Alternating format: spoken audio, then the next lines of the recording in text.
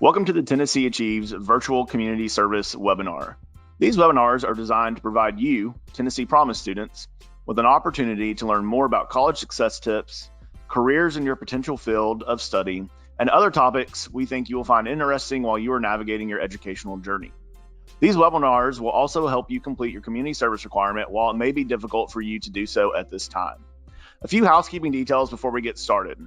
By logging in as a Tennessee Achieves student, we are able to track your attendance and how long you remain actively engaged during the webinar. Once you complete the webinar, you will automatically be given credit for 1 hour of community service. We will track how long you watch, and if you do not watch the webinar in its entirety, you will not receive credit. You do not need to complete the community service form for these webinars. Tennessee Achieves will log your hours for you.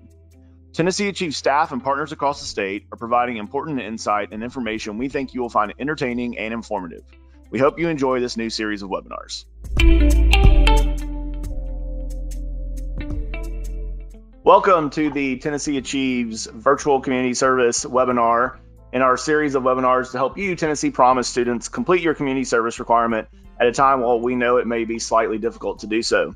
My name is Graham Thomas. I'm a Deputy Director at Tennessee Achieves, and today we are joined by Beth Duffield, who's the Senior Vice President of Education and Workforce Development at the Rutherford County Chamber of Commerce, and Dan Caldwell, who's the Senior Manager of Learning Pathways at Nissan Group of North America. Beth and Dan, thanks so much for being here today. Great to be here. Thanks for having us. Yes, thank you for having us. Absolutely. We're excited today to talk to you a little bit about in-demand careers. What exactly that means for students that are maybe tuning in a little unsure. We're going to talk about careers, the job market, the outlook going into the future, degrees that you can earn that are in demand right now so that when you graduate, you will be able to find meaningful employment so that you can support yourself and your family. Beth, why don't we start with you just as we kind of kick this off here today? Why don't you just tell us a little bit about yourself, kind of who you are, what you do in your profession, and then our audience today will be Tennessee Promise students, both college and high school. So tell us a little bit about maybe where you went to college and what you got your degree in. Yes, thanks. So I have been in Rutherford County for almost 10 years. I've been in my role here at the Chamber for almost 7.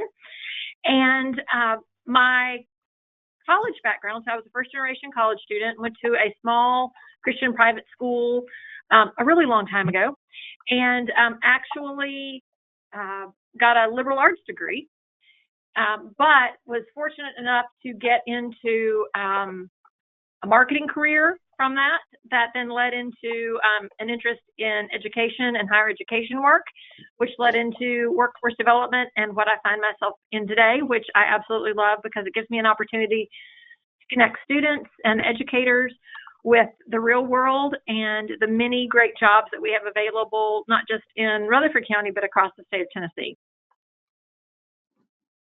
Great. And Dan, why don't you tell us a little bit about yourself, kind of who you are, what you do professionally, and a little bit about your college career as well. All right. Thank you, Graham. Like Beth, I live in Murfreesboro. I'm a lifelong Middle Tennessean. I went to Tennessee Tech in Cookeville, and within their engineering department, have a BS degree in industrial technology. So for those of you who may not know, industrial technology is a really nice blend of some engineering courses, some manufacturing-based courses, business management, and such. And my entry-level role with Nissan, I'm with Nissan Group of North America. My entry-level role was as a manufacturing engineer. I served as a manufacturing engineer, quality engineer with Nissan for probably my first 9 years or so. Then I lateraled over into management. I've had the opportunity to lead our problem-solving group, which follows the pattern of Six Sigma. And currently, I lead our manufacturing training group. We call it Learning Pathways. And in my current role, I oversee our training organization for Nissan's 3 U.S. manufacturing plants. Some students may be familiar with our large manufacturing plant in Smyrna, Tennessee, and our powertrain plant in Deckard, Tennessee. We also have a manufacturing plant in Canton, Mississippi, just north of Jackson. and I lead the training group. We have probably 17,000 employees in those plants, and so my team oversees that group's personal and professional growth. I also represent Nissan in the education sector. Proud to be a Tennessee Promise mentor. This is my 5th year, and enjoy working within the community to serve citizens here. Yeah, awesome. I think that I left that out of our introduction here. I was looking earlier that Beth has been a mentor with us for 6 years and Dan for 5. So we've got 11 years of Tennessee Achieves mentor experience on the webinar today. So we certainly appreciate that and all the ways that both of you support our program. Beth, let's start with you and talk a little bit about careers that are in demand across the Middle Tennessee region and maybe across the state as a whole. And then what kind of degrees and trainings are employers looking for to fill those kinds of positions? Absolutely. So I work very closely with our economic development team here at the Chamber. So we focus on recruiting new companies to our communities and helping companies like Nissan and others to expand and continue to grow, which means adding new jobs. And over the last 5 or 6 years, based on some research that we did here in Rutherford County, we know that the jobs with the highest growth and in number of jobs and earning potential for our community include manufacturing, healthcare, construction, supply chain, and information technology types of jobs. What you'll find across the state of Tennessee that you are going to find similarities in manufacturing, IT, and healthcare in terms of job demand across the entire state. Certainly, parts of our state are a little heavier on supply chain jobs, Memphis being one of those areas.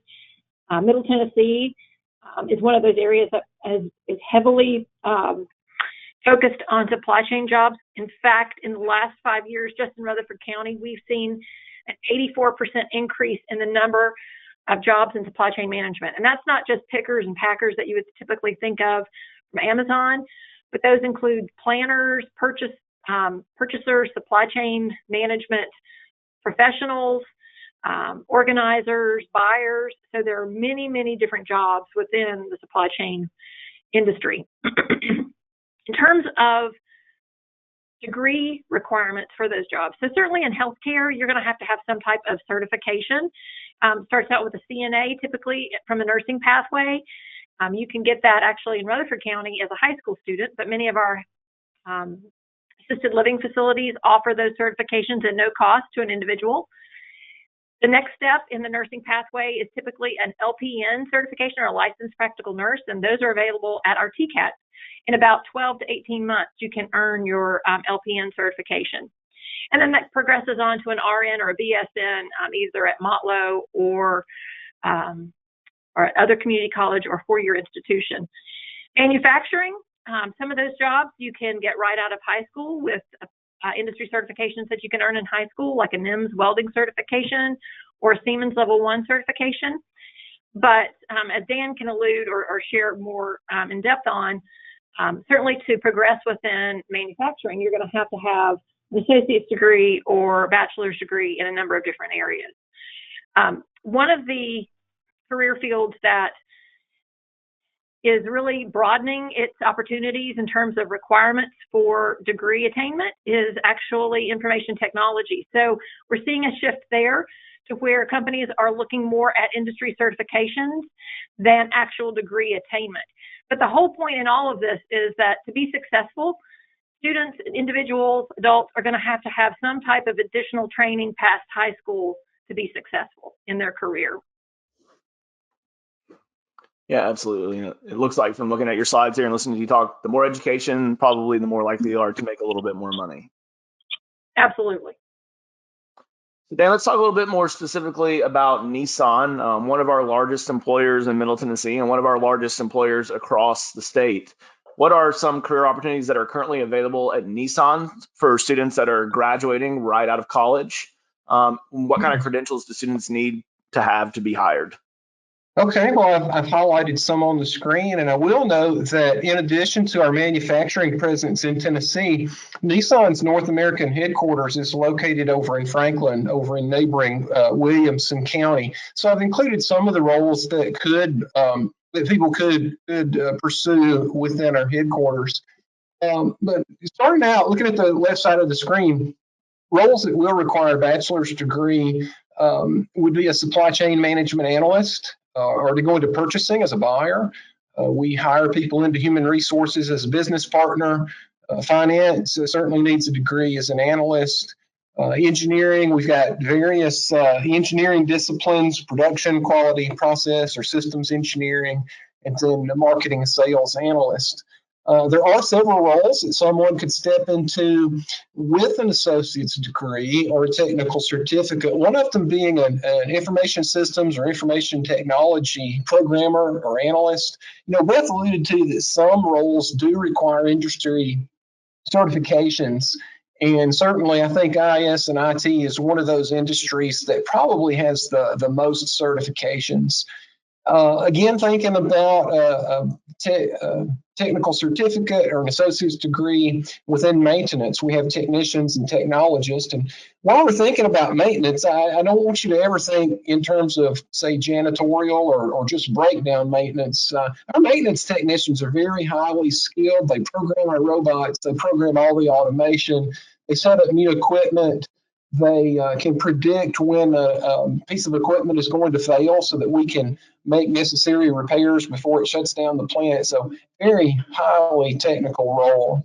Another role is within the quality department, product quality technician or technologist.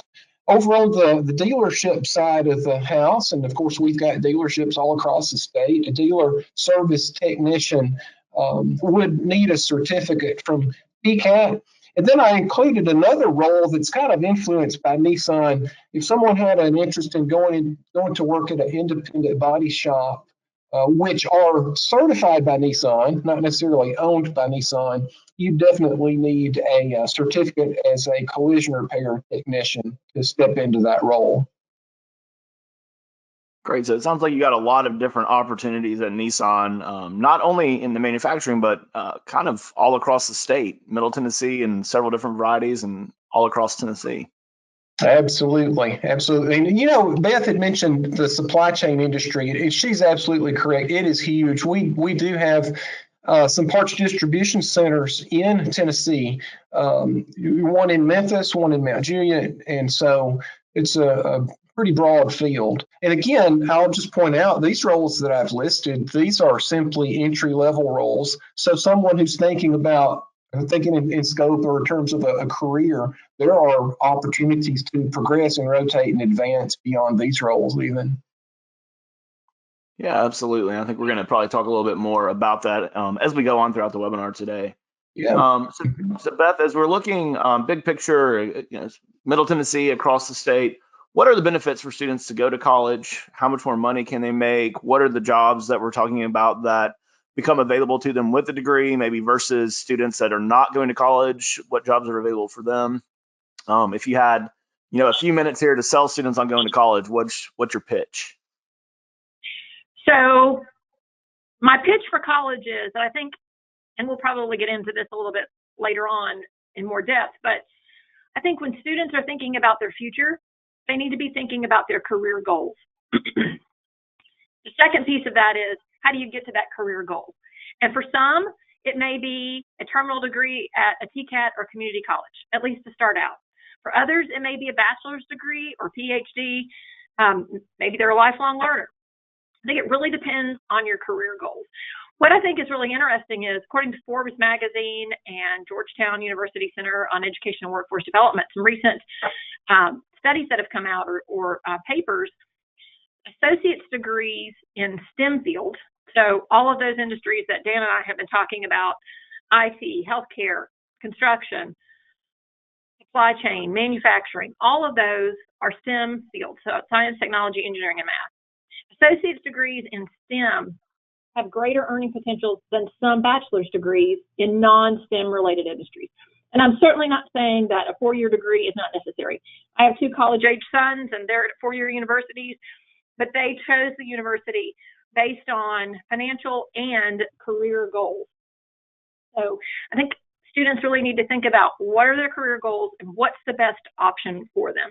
We certainly know that the opportunity to take advantage of Tennessee Promise gets students their first 2 years either at a TCAT or community college for free. And in many cases, from a community college standpoint, you're going to get the basics under your belt, the standard classes that you're going to have to take, the prereqs, before you get into your chosen field of study anyway. So certainly going to a community college doesn't prevent you from using that as a way to get to your career goal, and you can do it at a much reduced price before you jump over to MTSU or UT or UT Martin or UTC or University of Memphis, wherever your choice is. That's the value of the Tennessee Promise. So it's certainly a great tool to help you get to your career goal. In terms of I'm sorry. Go ahead. Sorry. I was going to say, what we have found, you'll see the slide on the screen. This is information from Department of Education that looking at students that started as freshmen in 2009 and graduated from high school, that cohort of 70,000 students, 9,600 did not complete high school. Of those that did complete high school but chose not to go on to any type of post-secondary, their average annual salary is $10,000. And I know in Rutherford County, the data shows that like the poverty line, the amount of money you have to make to just pay your bills is $19,000. And I would actually say that that's probably pretty low when you look at the cost of housing and transportation and all of the things that you need to live. So $10,000 a year, that's pretty much a couple of part-time jobs pieced together, not any real meaningful work. So even a $12 an hour job is annually is $24,000. So a full-time job is something definitely that should be a part of the goal. But we like to talk about quality of life and what that salary level is for us. We see that as about a $35,000 a year job as an individual or greater. To get that, you're probably going to have some type of post-secondary training. We also know that over half of the jobs by 2025 are going to require some type of post-secondary education. So those two facts together, the fact that students coming out of high school without any type of post-secondary training are making well below the poverty line and are going to have a great difficulty in creating a quality of life for themselves, and the fact that so many of our jobs are requiring post-secondary training, those two facts really should motivate students that they need to do something past high school to set themselves up for success. Beth, you mentioned students going potentially the transfer route, doing a couple of years of Tennessee Promise, then finding themselves at the university. We've got some data on Tennessee Promise students. Says about 85% of them originally planned to transfer to a four-year university after earning an associate degree, but only about 15% of them do. We do have an entire webinar with two of our four-year university presidents about the importance of transferring. So students, if you're interested in that, please check that webinar out. But Beth, what would you say to those students? Why is that important? What would you encourage them to do if their end goal is to maybe go to Motlow and end at MTSU or wherever it is they would choose to go? What would you advise those students to do now to make sure that that happens for them? So they absolutely need to be in contact with that four-year university, even as a freshman, talking with them about what their goals are. I know that from my experience with MTSU, they're out at the community colleges having meet and greets with students on a regular basis. So while you're at Motlow, Columbia State, Walter State, look for those four-year university partners that are going to be showing up on your campus and talk to them. Find out what the next steps are to get from the associate's degree to that four-year degree. And I believe in every case, the four-year institutions provide transfer scholarships. So there's still an opportunity to get a portion of your four-year degree paid for by that university, especially if you do well in your associate's degree. And Graham, I think you'll also validate that students that complete a two-year degree are much more likely to complete a four-year degree and much faster than a student entering a four-year university as a freshman. So there's all kinds of benefits to students starting as an associate's degree and transferring on to that 4-year degree. Yeah, absolutely. There's a lot of really good data out there that shows that students that started the community college actually outperform their peers that started the 4-year university once they get there. And I think your advice about being in contact with that 4-year university as a freshman is really, really spot on. I think you mentioned it in the first part of your response. Start with the end in mind. If your goal is to get a bachelor's degree or even a master's degree, start working with those universities now. I think that is really, really good advice. Dan, talk to us a little bit more about what the starting salary for someone at Nissan is with and without a degree, maybe with coming straight from high school versus an associate's degree versus a bachelor's degree. And then what does the career path for someone at Nissan look like with or without a degree? Okay, so starting out, we do have several roles that kind of span the gap there of non-college credentialed all the way through BS degree. You'll see there on the screen on the left, folks who are coming in without a college credential can expect to make around $15 an hour. And this is for the production associate's role. So this is the person who actually assembles our vehicles on the line, working on the line.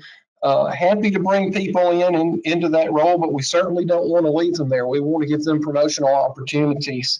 And really the best way to promote is to increase your skill level. Thinking about increasing your skill level, if you look at the middle of the slide, I've given you an example of what you could earn with a TCAT certificate or an associate's degree in mechatronics or industrial maintenance as a maintenance technician. Starting rate of pay is $26.70 an hour. You'll see it's almost a $12 an hour increase just to have that technical certificate or associate's degree. So 2 years or less of post-secondary training can make a huge difference. While we're thinking about maintenance technicians, that's the role that programs our robots and such. That 2670 that's simply your base pay. Folks enter into that role into a 5-year wage progression. It tops out around $33 an hour after about 5 years. And when you add overtime pay and shift premium, and we offer an annual recognition bonus, when you stack it all up, we have maintenance technicians, some of them make 6 figures based on their overtime pay.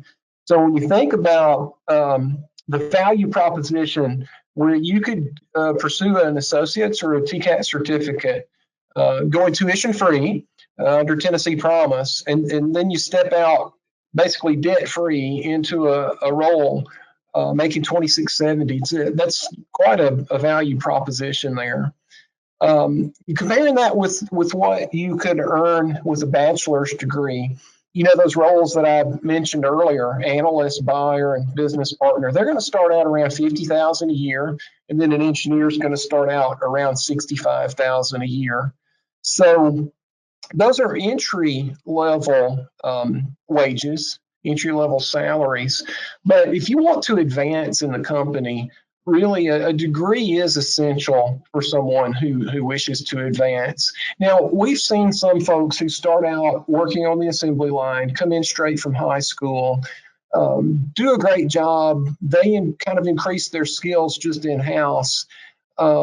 It typically takes them longer to promote to supervisor, and they're pretty much limited to kind of cap out at that role. You really do need some sort of post-secondary credential, whether it's an associate's or a bachelor's, especially if you want to get into upper management or just to be a highly specialized subject matter expert in your field.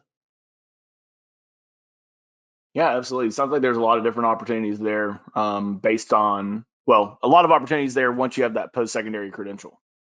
True. That's true. Beth, I know that you're working directly with a lot of employers, helping to bring new jobs to the region. What are they looking for? And what are some of the challenges they're facing in finding qualified employees? And you're giving advice to students that are in high school and college now, what can they be doing to prepare for those future careers and to make sure they're employable? So prior to the current national crisis that we're having. And I think even more so coming out of this, what we're hearing from employers is, yes, we need individuals with specific skills. So as Dan mentioned, the industrial maintenance training that they would get at a TCAT or a community college is definitely critical. They need folks that can program robots, do maintenance on the equipment, etc. We certainly need nurses. There's a huge, even before this current healthcare crisis, we've had a shortage of nurses. So we need more individuals in the healthcare industry, whether it's nursing or respiratory therapy or sonography. There are great demands for those technical skills. But just because you have a technical skill and training doesn't mean that you're going to be a success on the job or that you're going to be a good fit for an organization. So what employers, and this is really interesting. So I started my work in workforce development at a community college in Virginia in 2004. We did a study of our manufacturers in the area back in 2004, asking them what skill sets they needed, thinking that we were going to develop all of this training to help them be successful and hire the best people for their jobs. In 2004, the number one issue or the number one job skill that they were seeking was individuals who could communicate, who could show up. And today we are still seeing those same requirements out of industry, that they have, that students show up, that they're on time, and that they engage. And a couple of skill sets that have really risen to the top in terms of what I hear from employers recently, and I think Dan will talk about this too, but problem solving, the ability to recover. So not everything you're going to do in life are you going to be successful at. I make mistakes in my job all the time, but being able to make a mistake and recover, figure out what I did wrong and so that I won't do it again, and do that without falling apart or saying, I can't do this job and quitting. And then finally, the adaptability. So talking with our IT professionals, one of the things they tell us is that none of our education partners are ever going to be able to keep up with the fast pace of technical turnover and increase in knowledge, automation, AI, virtual reality. Our schools, our K-12 schools and our high schools and our colleges, it's just because of their system, it's very difficult for them to keep up with those changes and stay on the cutting edge. But what IT employers are telling us is they need students who are adaptable, that have the fundamental ability to change and learn and continue to grow as opportunity presents itself. So those skills with a good work ethic paired with a technical skill are going to set you up for great success in your life. Beth, we recorded another one of these webinars with a judge from East Tennessee, and he talked about the importance to problem solve. And he also talked about the importance of being able to form your thoughts in writing. Is that something that you hear from a lot of employers? Absolutely. So communication skills are critical. We live in a text world where or a Twitter world where you've got a certain number of characters to deliver your message, but business community doesn't talk like that, write like that. So it's really important to learn to be able to communicate your thoughts. Particularly if it's from a technical standpoint, if you're having to write something to help someone, to train someone, to communicate with a client, to help them understand what they need to do in the process, the communication and written communication are critical to job success. Yeah, hey, Graham, let me jump in here too from Nissan. So our manufacturing plants run around the clock. We have a 3-shift operation. So in addition to problem solving, and I'll talk a little bit about that more in depth in a moment, but just in addition to that, communication is huge because we have shift logs and we have to leave kind of handover notes of what we did and the things that we did to resolve problems and the things that we're seeing. So you have to be able to effectively communicate both in writing and in speaking. And so that's a very valuable skill. Yeah, what about I was going to ask you to kind of elaborate on this question as an employer that hires a large amount of people. We do hear from employers all around the state about those soft skills. Is that a challenge that you find? Yes, and I couldn't agree more with what Beth has, to show up, to be on time, and engage. And unfortunately, we see that a lot with entry level roles, and even with entry level roles in production. But it's just critical. Show up, come back, and be cheerful, be willing to help, do your part, and it's very critical. And something else, Dan, that Beth mentioned there was automation. And automation is something that we hear a lot about, especially in the manufacturing side of things. So, what does that look like for the future of Nissan, and then for the future workforce for our students that are at TCATs and getting more technical education, technical degrees? Is that something they need to be fearful of, mindful of? What do you think that looks like for the future workforce? I tell you what, I honestly believe there's never been a more exciting time to be entering into a career, to be entering into advanced manufacturing, than the time that we live in. I've got some notes on the screen. Manufacturing is becoming digitalized, and we are entering the fourth industrial revolution. It's called Industry 4.0, and there's a lot of writing and a lot of information on the internet. But you think about the first industrial revolution, where mass production started, assembly lines started, equipment was run by steam power. That was the first industrial revolution. The second came along with electricity. So your factories were powered by electricity. Third industrial revolution, you saw equipment that was computer programmed. So like we've talked a little bit on this webinar about programming robots. So you saw equipment, standalone equipment, being computerized.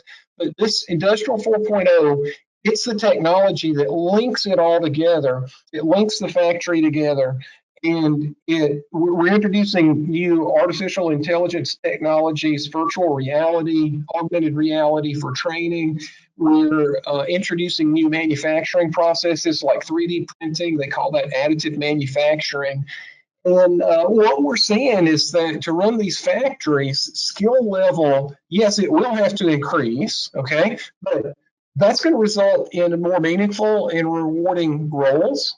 We're going to see manual labor decrease, but again, thinking about a more rewarding role, instead of loading parts into a machine, we're going to count on our employees to do the preventive maintenance and to do the machine diagnostics, to have more of an integral role in operating those machines. Again, we talked a little bit about IS and IT. It'll have an increased presence in manufacturing. And the last bullet point here is really interesting. Factories are going to have a digital twin. So what that means is that for all the operations in the factory, all the processes in the factory, there will be a simulated model online that you can see on the screen. And it'll tell you in real time what every machine is doing. It will tell you in real time if there's any constraints, concerns, any, somewhere you may have some downtime. It'll tell you your production rates, your quality rates. And of course, with that high degree of technology, it does require a high degree of skill. Now, Graham, you mentioned something rather interesting about being fearful right now. This is certainly not the time to be afraid. I know the news media, they like to say robots are taking the place of humans. In my career with Nissan, that simply hasn't been the case. What we want to do is use robots to do those jobs that may put our employees at risk for injury. You use robots to do those tasks that could lead to cumulative trauma and injuries. And what we want to do is train our people to do more highly skilled roles. Nissan's never had a layoff, don't intend to have a layoff. Rather, we want to deploy our folks, increase their skill, and deploy them to more meaningful roles. Yeah, that's a really great answer. I think for someone like me who's not in the industry, when you hear automation, you do think of robots taking over and people losing jobs. I think that's a really good, insightful comment there. Beth, what about you? Do you have anything to add? I know you touched on automation a little bit in your previous comments, but anything you're hearing from other employers around the state in terms of automation and what the future workforce might look like? I think that, as Dan mentioned, there is certainly going to be a place for automation. I mean, we're seeing supply chain management. We are seeing the need for data analysis, which will drive a lot of that automation. But I heard a speaker recently talk about the fear of robots taking over. There's a piece out of that machine learning. So we've got to, based on all of the data that comes in from all of these different resources, yes, we can teach computers and machine learning. But at the end of the day, there's still got to be somebody there to program it, monitor it. So I think the benefit to automation is it's going to make our lives a lot easier, our jobs a lot less complicated, and provide opportunity for a whole new set of careers that we don't even know what those are today and what that might look like in terms of opportunities in the future. And which takes me back to the point I made earlier, our IT engineers talk about is the ability to be adaptable and to be consumers are going to help individuals be responsive and adapt well to new technology that comes online. Yeah, absolutely. I'm going to kind of give you a little bit of a two-part question here. If you guys can't tell, I like these two-part questions. So what would you say to a student who's unsure about their major right now, or maybe wants to change their major? What would you encourage that student to do? And then, well, why don't we start there? We'll start there, and then I'll follow up with something else. So student that's unsure of what they want to do right now, what would you encourage that student to do? So as I mentioned earlier, I think it's really important for students to begin with the end in mind and know what their career choice looks like. Yeah, it may change as you get into college and determine, nope, this really isn't what I thought it was going to be, which leads me to the importance of job shadowing. So investigating what careers you're interested in. I'll give a plug for one of our companies in Tennessee called UScience. Some of your schools may offer this to your students. They do in Rutherford County. It's an assessment that evaluates aptitude and interest. If you go to uscience.com, you can take that assessment for $30, and it's available. The data is available to you for up to 10 years, and it gives you an opportunity to really do a deep dive into different careers that you have the aptitude for. Additionally, collegefortn.gov also provides information about different careers, more from an interest standpoint. But neither of those can you go wrong. And then the second piece of that is really doing job shadow. So finding someone in your community that is doing something that you're interested in and asking them if you could spend half a day with them, a day with them. If you reach out to your local Chamber of Commerce, every community, big and small, has a Chamber of Commerce. And most likely those folks will be more than willing to help make a connection for a student and an employer to get that experience. Research tells us that students are more successful in completing college on time if they have that career goal in mind, because they see the value of what they're doing. They get why they're having to take 4 calculus classes, as my freshman in college is having to do for his computer science degree. Doesn't make it any easier, but he knows what the end goal is for him. And then just curiously, I saw a Facebook post today that says high schoolers picking a major, pay attention to who's working right now. They are the essential workers. And I think that's really true. So you think about what jobs are critical in the time of a crisis. And so things like accounting, that is an essential service. Auto repair, transportation is critical so that we have toilet paper and milk in our grocery stores. All of those are really critical, and they go back to many of the STEM careers that we've already talked about today. So I would do an investigation of what careers you're interested in, and then get an experience in what you're doing. If you want to be a teacher, not just from a student seeing your teacher every day, but ask to job shadow your teacher so that you understand what it really takes to be a teacher. Curiously, looking at our UScience data in Rutherford County, we have many students who are interested in teaching, but when you look at their aptitude, it's not a great fit. So it's really important to understand what you're good at and what you're interested in as you're picking your career goal. Yeah, I think that's really great advice. And that U Science program is a really good one. We actually share an office space with the U Science guys. It's a good team there. Dan, what about you? What advice do you have for students who maybe aren't quite sure what they want to do yet? Yeah, well, I kind of tagged in with that U Science approach as well because I can't say enough good about it. Beth introduced me to it about 2 years ago, and whereas other assessments look at maybe roles that you are familiar with, U Science has kind of a battery of testing, and it's fun testing to do online, but it really tells you your aptitude, and then they pitch you career opportunities, and it really opens up your horizons. So I would really look into that U Science. But then also in the middle of the slide, investigate. To talk with people that work in the industry you're interested in. And I'm going to tell you, you're going to find that folks in industry are happy to talk with you. And I'm going to give you an example. I went and spoke over at MTSU to a group of juniors. One of the professors invited me over, and this was last year. And at the end, typically when someone from industry comes to class, there'll be a few students that want to connect by LinkedIn or grab a business card or something like that. This one fellow in particular, his name's Ben Rastelli. He said, "Hey, you think we could grab some coffee sometime?" And I said, "Sure." I said, "Just you reach out to me whenever you're ready." And he did. And we've gotten together a couple of times. And what I've learned about Ben, big shout out for Tennessee Promise, he actually achieved an associate's degree over at Volunteer State, and then went on to MTSU, studying entrepreneurship. And he had a notebook, and he was making contact with as many people in industry and in business as possible. And he had kind of a list of questions, and he was very intentional on meeting with folks from industry like me. And it's really, really beneficial. So glad to help Ben. He's going to graduate here in May, whatever that's going to look like with the coronavirus situation. But I just recently got an email from him that he's achieved a license to sell real estate. He's going to be going into real estate.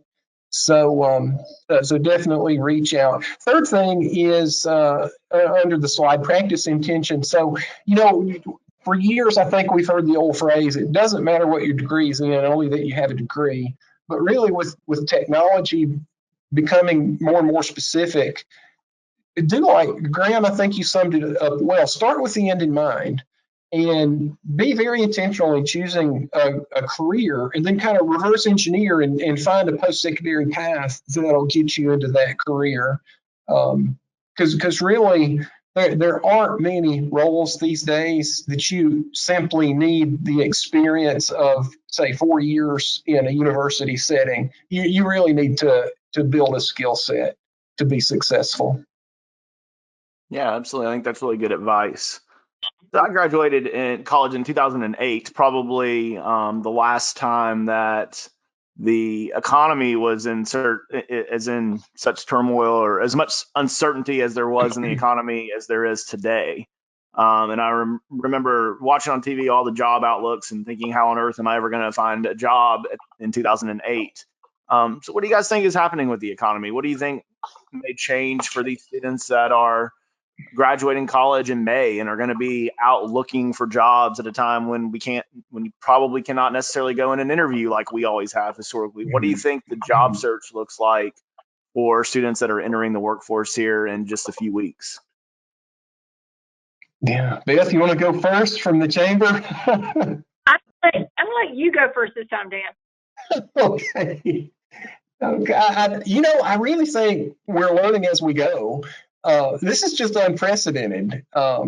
My hope is that this is a dip, and that the economy will bounce back strong. However, there's quite a bit of revenue that'll simply be lost, because when a retail establishment or a restaurant or hospitality business shuts down, it's hard to go back and recoup that. For the folks coming out now, Be persistent, stick with it. It may take you a little bit longer to land, in the career of your choice. Maybe be a little bit more open-minded. Maybe take a role that might be a little more entry level, perhaps, than you would like. For students though who are just coming out of high school, this is a great opportunity. And Beth, you brought up a great point. Look at the roles that are still working right now. So healthcare and supply chain and some of those roles, which we've already defined as high wage, high career, or high demand sectors, and kind of go after those roles. Great, Beth. What do you think? I definitely agree with Dan that students may have to take a job that wasn't necessarily their first choice. It may not even relate to their degree to start out with, but one of the things that we hear a lot from new folks that are looking for jobs first time is, well, I don't qualify for that job because it says I need work experience. Any job experience is better than no job experience. So even working at Chick-fil-A during high school, or Sonic, those are all, you're going to learn foundational skills while you're in high school or the summer after high school that are going to teach you things that you probably hadn't learned before. I'm not saying for a student that graduates with a bachelor's degree should go work at Chick-fil-A. That's not what I'm saying. But if you are in high school, I would really encourage you, once things clear up, to go find a job, to get some experience behind you. Because one day when you're applying for the dream job or the job that you really want out of college, you're going to need some experience to draw on. And I would encourage you to even work part-time during college. It gives you extra spending money. You're going to find that your schedule when you go to college is not 8 to 3 every day packed with classes. You're going to have classes on Monday, Wednesday, Friday. You can block out study time and still have time for work in there. And the experience that you gain from even those basic jobs will give you a platform to answer questions in those key interviews down the line. I think, too, a skill that all students or all adults need to develop is the ability to interview through video conferencing. It's not as easy as it sounds, because you have to think about where I look, what my background is, Google information on how to do video interviewing. My oldest son, who is a junior in college, has been doing video interviewing for his accounting internship next spring. So he's got some of the skills down pat that maybe I'm not as good at. But I think that even after we get through this crisis, that become more and more relevant, especially if you're looking at for a job that's not in your own community. And being able to do that video chat interview is going to be much more efficient than traveling to where the interview would be. So don't be afraid to get a job. With the next job, then be open to all kinds of different ways of finding that job, such as video chatting, video interviewing. Yeah, I think the video chatting is going to be really important. I know I've been on more in the last 2 weeks than I've been on probably in my entire career. So we like to end all these with 3 topics or 3 questions that are outside of the specific topic for the day, but 3 questions that we're going to ask everyone that is helping us out with these webinars over the next few weeks. First one, whoever would like to go first, you guys can take turns, but what is one thing you wish that you knew while you were a student in college that you didn't know? Okay, Beth, you want to go first? Sure. I wish that I had some advice. So leaving high school, I applied to one college. I got that college choice, went to college, got a liberal arts degree, had no idea what I could do with a liberal arts degree when I graduated from college, and kind of had to find my way. So advising along the way, high school and college, I think would have made me find my niche a whole lot faster. Great. Dan, what about you? Yeah, for me, as you'll see on the screen, really the majority of the work that you're going to do is solving problems. And at Nissan, we have seen that that is one of the most valuable skills, regardless of the role that you fill.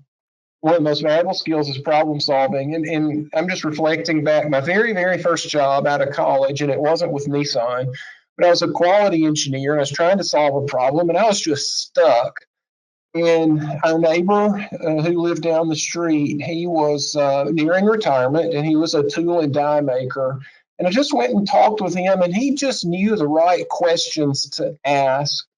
So there are many problem solving materials and courses out there. If your curriculum does not include a course in problem solving, I would seek that out. And if you could get like a little online certification through LinkedIn Learning or something like that, that'll be huge, and that'll help you so much as you start a career. Yes, sir. I think that's really good advice. Problem solving is a big one for us as well when we're looking to hire. All right, so Beth went first last time. Dan, we'll let you tackle this one first. If you had one piece of advice for students that you think is the most important, what would it be? Well, it's a positive attitude, and we've already reinforced that skill and degree and credential. That's kind of the foundation. That's kind of a requirement these days. But the real differentiator is your positive attitude and how collaborative you can be and how well you can work with a team. And in my career, I've hired a lot of people, and a lot of times you'll see folks with kind of equivalent credentials. And I always look at who's going to be the best fit with the team. And, even sometimes if someone doesn't have quite the level of skill that a competitor has, but they have the willingness to learn, and I feel like they can skill up, and they've got that good collaborative spirit. I'll go with the one that has that collaborative spirit and the teamwork mindset. Yeah, absolutely. I think the ability to work in a team is absolutely essential to being successful in today's workforce. What about you, Beth? I would encourage students to advocate for themselves.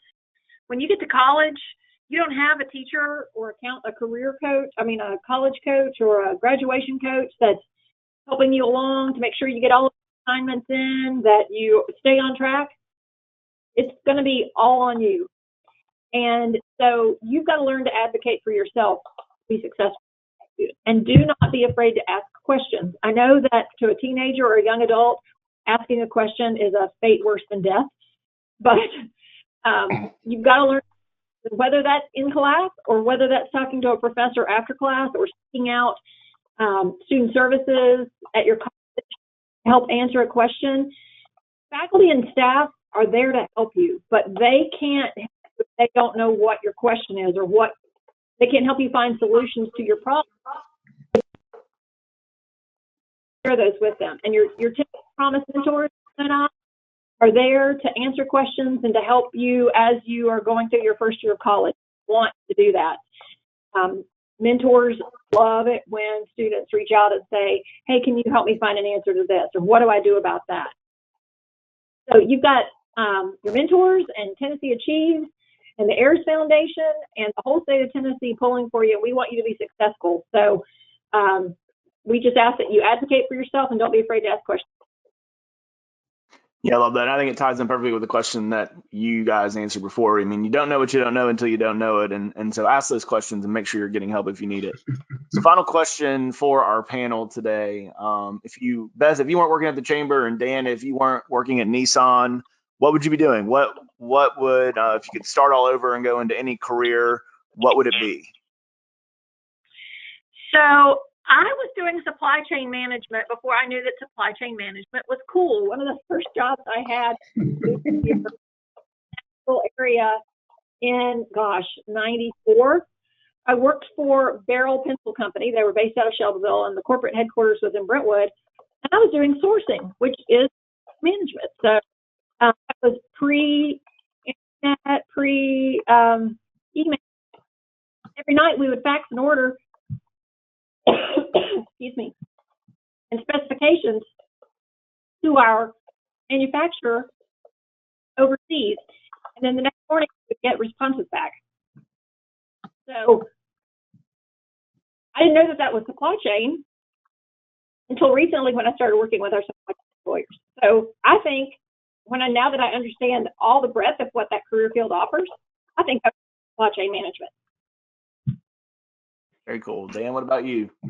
Yeah, so I've kind of got a two-part answer. If I was just now entering the workforce, coming out of college, I would probably pursue, again, advanced manufacturing, simply because of how fascinating it is right now and the advances and the changes. Now, if I were going to flip today, kind of at this stage of my career, I love doing things like I'm doing now to help other people. So, somewhere beyond Nissan, perhaps a career where I could help people achieve a better life, whether it would be through education, some sort of, services, or anything just to help others. Great. I think that's a great answer. And want to thank you both so much, Beth Duffield and Dan Caldwell, for joining us on this In-Demand Careers webinar today. Students, I hope that you found this to be informational and entertaining. I know that as someone who has a communication degree and works in the nonprofit sector, I certainly learned a lot today. And so we appreciate you hopping on with us today to share your expertise and to share everything that you have about in-demand careers, and also for your combined 11 years as Tennessee Achieves mentors. Thank you so much for everything you've done to support us over the last 5 or 6 years. You're welcome. Thank you for having me. It's a great honor, and wish all of our Tennessee Achieves students all the best. Great. Thanks so much. Well, students, thank you so much for joining us. Please consider watching more of this webinar series that you can find on our website, and we hope that you have a great day. Thank you for watching this installment of the Tennessee Achieves Virtual Community Service webinar. Your attendance will be automatically recorded, and your 1 hour of community service is being credited to you. Please click Submit on this screen to ensure that your attendance is recorded for you. For this community service opportunity, you will not need to complete the community service form. We hope you found this opportunity to be engaging and informative. Please watch more of this series by visiting www.tnAchieves.org. We hope you have a great day. Thank you.